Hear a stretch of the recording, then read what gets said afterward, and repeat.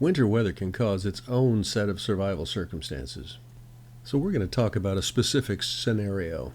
Let's say you're in the backcountry, cross-country skiing or snowshoeing or something, and you see a storm coming. You have 15 minutes to create some sort of shelter. Here's how to make a quick tree well shelter in deep snow. But before you go, let's make sure you've dressed correctly and have the right equipment with you.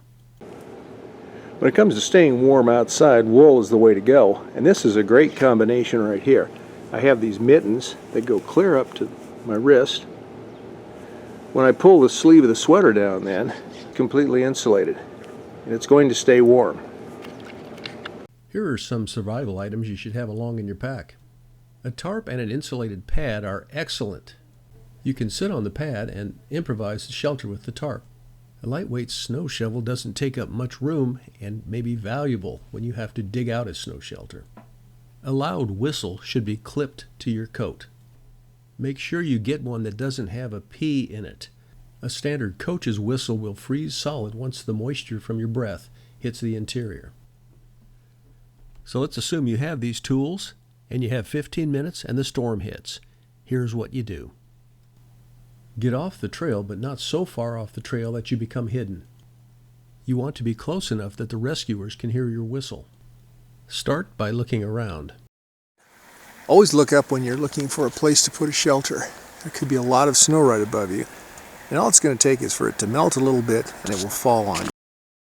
Look for the indentation around the tree. That's the lowest part, and that's the area that will typically be out of the wind. Take your shovel and dig down, or you may be able to stomp your way through it.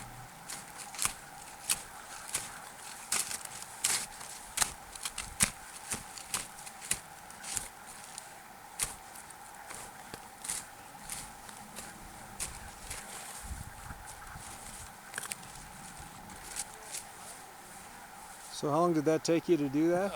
30 seconds. Maybe 30 seconds, yeah. This trench took about 15 minutes tops to dig. It's about 3 feet deep.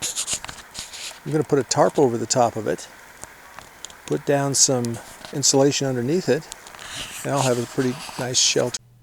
At this point, you may decide to stretch the tarp over you and get out of the snow, or you may decide just to hunker down and wait.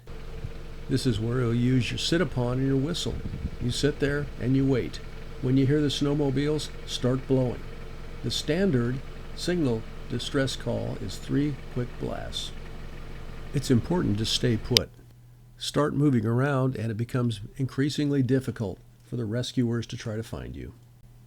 Remember to leave a note about where you were going and when you would be expected back, and make sure that someone will call search and rescue if you don't show up at the appointed time. This is Survival Common Sense. Thank you for watching. Stay safe. And please check out my book, Bushcraft Basics, a Common Sense Wilderness Survival Handbook, available at most bookstores.